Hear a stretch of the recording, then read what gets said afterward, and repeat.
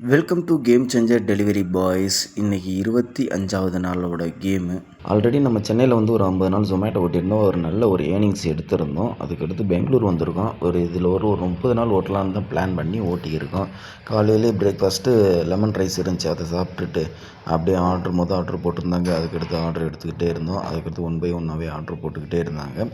3 மணி வரைக்கும் நல்ல ஆர்டர்ஸாக போட்டிருந்தாங்க. 3 மணிக்கு மேலே லைட்டாக டல் அடிக்கிற மாதிரி இருந்துச்சு. சரி, ஓகே, டக்குன்னு ஆஃப்லைன் போட்டு அந்த நேரத்தில் அப்படியே டெலிவரி பண்ணுற இடத்துல கொஞ்சம் ஃப்ரீயாக இருந்துச்சு. அதுக்குள்ளேயே சாப்பிட்டு அதுக்கடுத்து ஆன் பண்ண செகண்டே மறுபடியும் இன்னொரு ஆர்டர் போட்டிருந்தாங்க. ஆர்டர் 1 பை 1ஆகவே போட்டுக்கிட்டே இருக்கும்போது ஒரு 5 மணிக்கு மேலே அப்படியே ஸ்லோவாக ஆயிடுச்சு.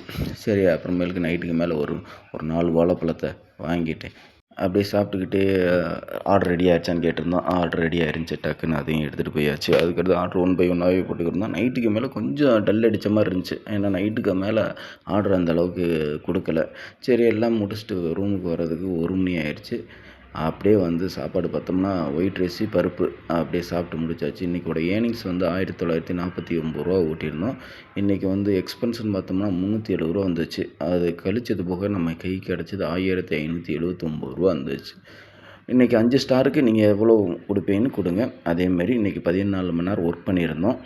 Time is gold. டயத்தை பயனுள்ளதாக யூஸ் பண்ணுங்கள். Your risk your gift.